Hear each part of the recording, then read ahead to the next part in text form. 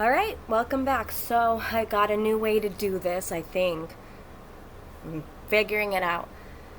Just bear with me, okay?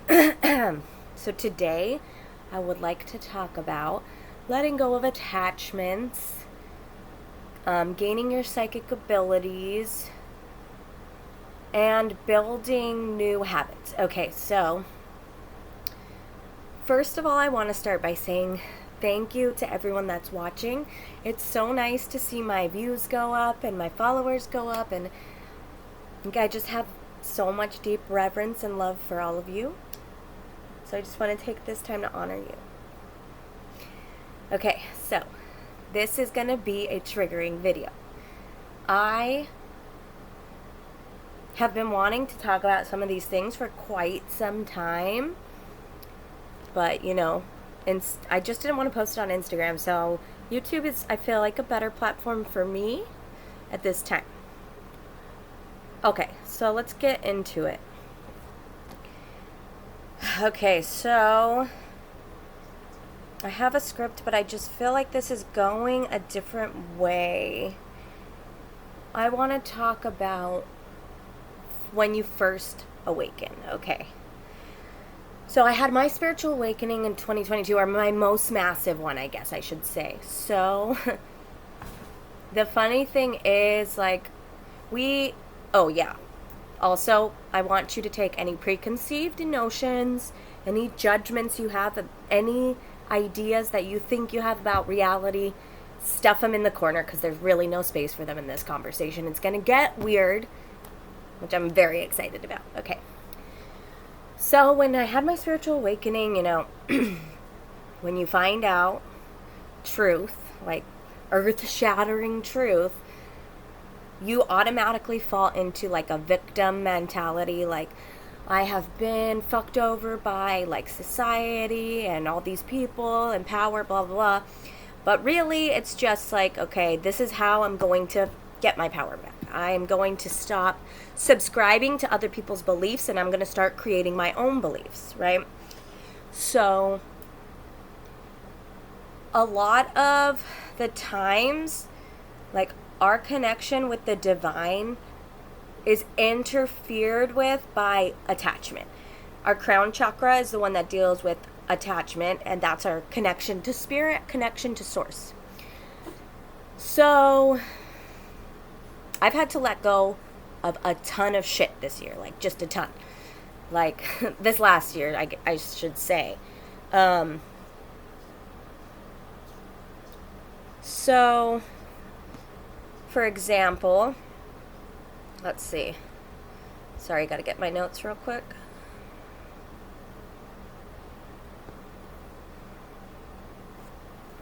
Okay.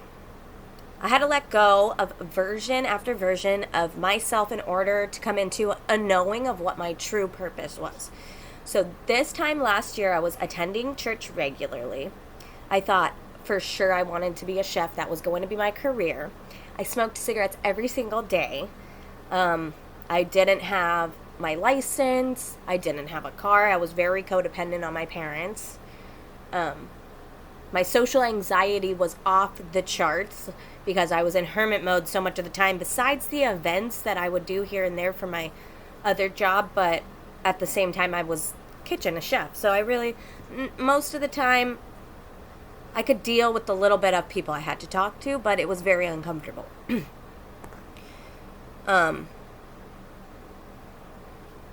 I just didn't want to connect with others because I had deep betrayal wounds, so I shut out the world. And, when I awoken, like, there's so many spiritual traps you can get stuck in. Like, you feel like you're superior to other now because you have had a spiritual awakening and you know your spirit having a human existence. But it's like, okay, we are all spirit having a human experience. We all have different north nodes. We all have different soul missions. So, yes, we are on a spiritual path. That's what we signed up to do.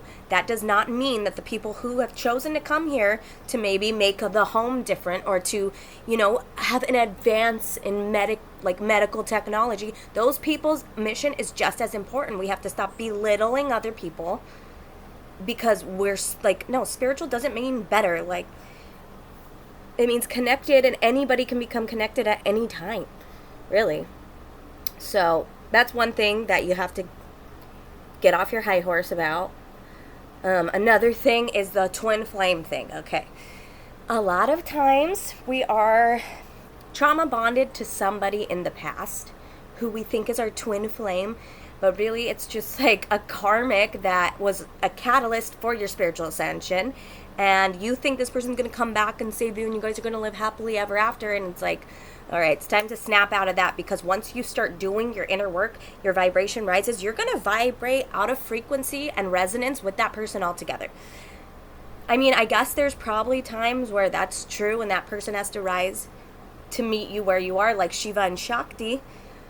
But still, Shiva did all his work in the freaking forest for however long, and then he let go of all his attachments, and they came into union, and I bet you that their twin flame union was magical. So, by letting go of attachments, our lives can become more magical, because that's when we can open our spiritual gifts and unlock our abilities. But we're not trying to heal to do that, right? We want to heal because we want to feel better, not because we want to come into abilities. It could go either way. Like, you can be like, oh, I want to have the power, or you could be like, I'm afraid of my power.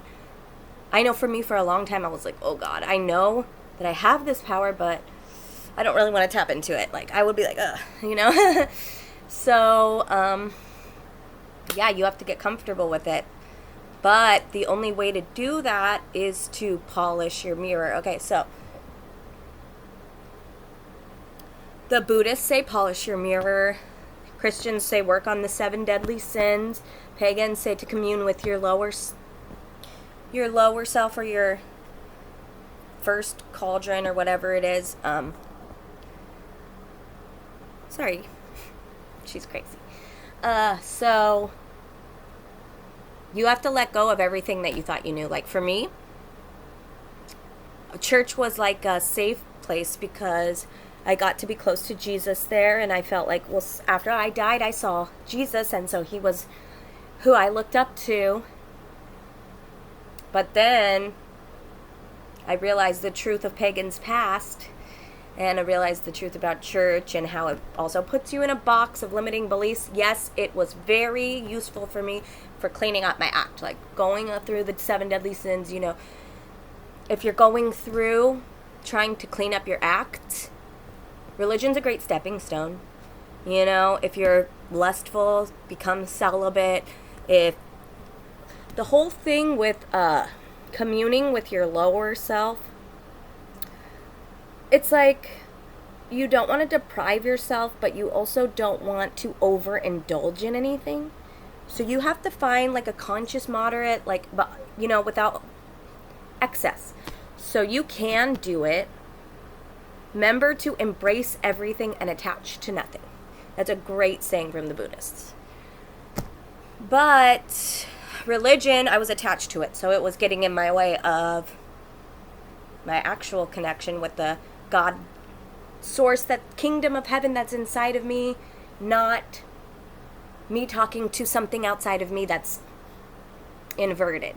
We find out the truth, find out what's going on really.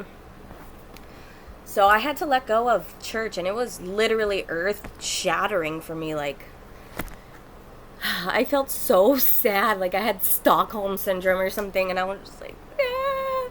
But I came into, like, let's see, crap.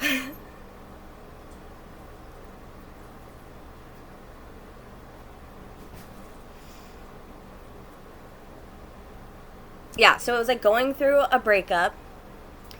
So I just healed, and I kept going, and I'm like, okay, it doesn't matter. I'm going to release all judgment. That's another thing that came with the church. I judged the shit out of everything. Like, you have to release judgment and fear and all of that that's connected with all that, like, religious stuff. So that, because I trust the universe, right? Like, I trust myself and I trust the universe, so judgment really has no place.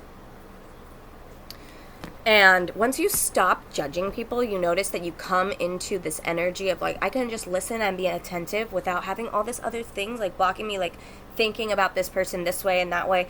It's really polishing the mirror. It's so you're clear. So that way when you're clear, well, now that I'm so clear, I can pull information from the ether and I can, really read people.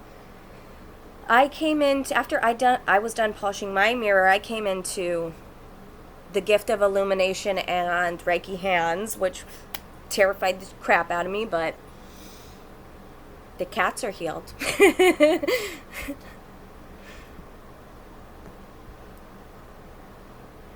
Okay, so I'm backtracking here.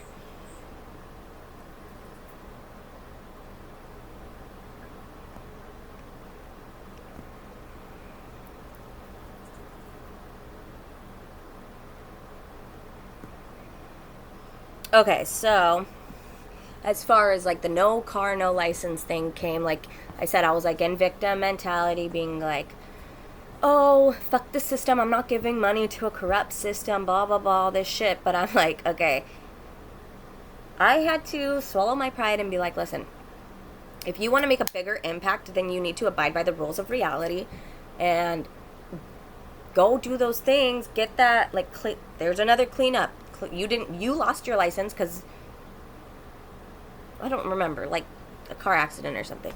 So I had to clean that up and like figure that out. But now I have my license. And now I'm car shopping today. Literally today I'm car shopping. It's freaking amazing. Come so far. But that came after getting the job, which also I didn't want to do because I had this feminine entitledness to me where I was like, everything should just come to me. I'm going to be saved by someone, so I'm just going to wait. Like, no. I had to be my own hero. I had to go get the fucking job, do the fucking thing. And for the first 3 months, I felt like I was just crying. Like I'm just moving through, just like crying. It was freaking awful. But I got through it. I kept showing up. The resistance was there every day. Sometimes the resistance is still there. All you have to do is accept the resistance. Accept it. It's going to be there. But I love what someone told me in my business class. He said, every time you feel the resistance in your little ego saying, oh, no, we shouldn't do this, you say, come on, we're going to the promised land. Let's go. Like, let's keep going forward. So as I took action steps to raise my vibration by healing my inner masculine, by becoming more responsible with the whole car situation, then I was, becoming more comfortable in my body with meditation, exercise. So after that, cigarettes started feeling disgusting to me and they just fell off. Like, there was once in a while where I would like go backwards, but it never lasted long. They tasted fucking gross. And like, because my belief system is around, I believe in miraculous healings and I'm open to it. Plus, like, I have Reiki like coursing through me. So my healings are quick and they don't take any time at all. So the withdrawals were literally like 2 months. Not bad at all. Like, I healed every day. With the violet flame, other healing meditations, and I just always had the intention. So anything now, it really never takes me that long to heal it anymore. So with the job, then I had to start talking to people. So my social anxiety also dropped off once I started cleaning my mirror of judgment of, people are, when I cleared it of judging myself, then I stopped judging others, and then I stopped feeling like people were judging me. I got like more comfortable in my skin about being seen. Okay, I feel like I'm comfortable with it now. So as you raise your vibration, things just kind of fall off, and you don't really, unless you're really holding on tight, like, I want to keep this. That's your ego being scared. You have to let it go, and then you can really feel like you're at one with the divine. And then when you're at one with the divine, you're going to be tested in your integrity.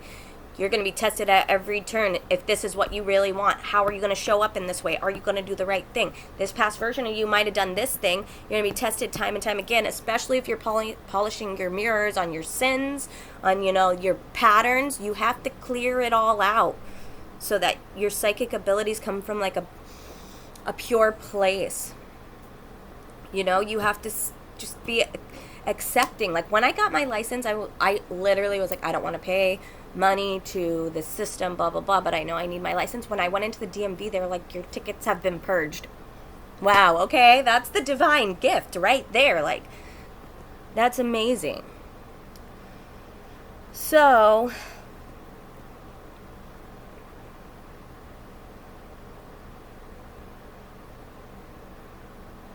um,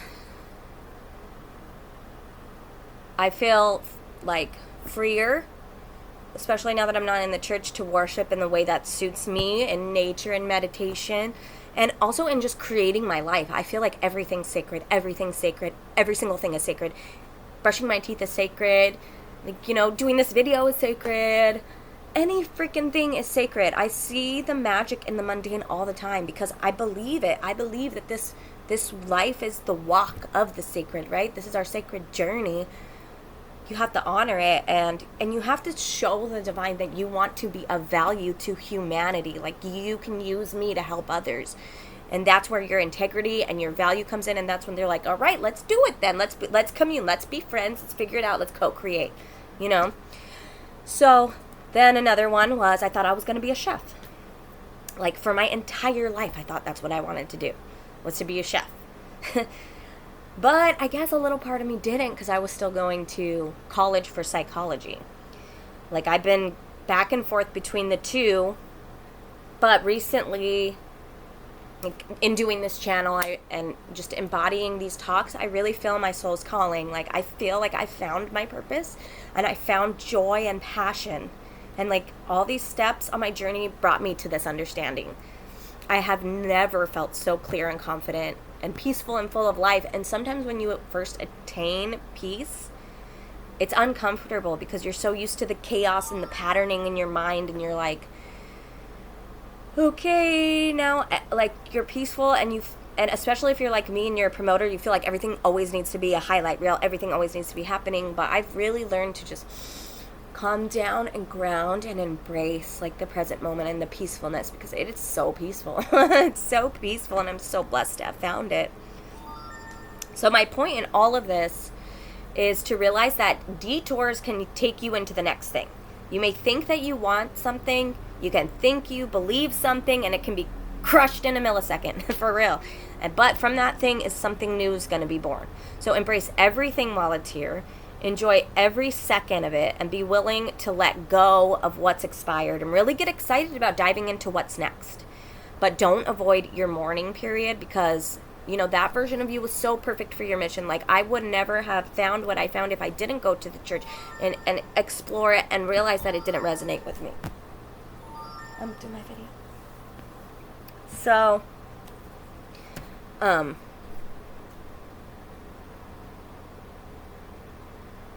yeah, so don't be afraid to step out of what you used to know and step into the next thing.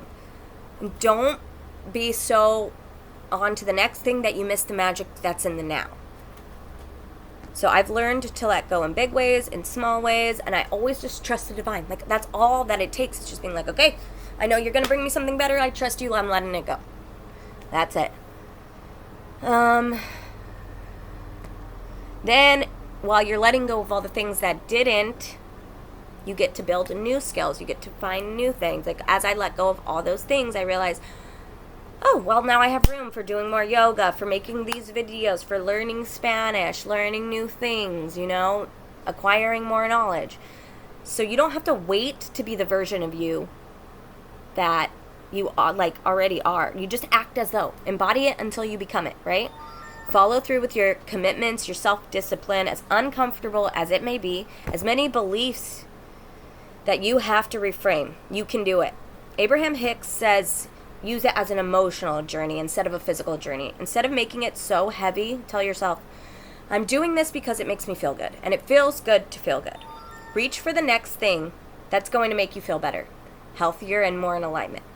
Because you don't have to be perfect, and you will backtrack some of the time, and you'll make mistakes, and maybe you won't be consistent every day, but all you have to do is do your best, love yourself, and give yourself grace. You got this.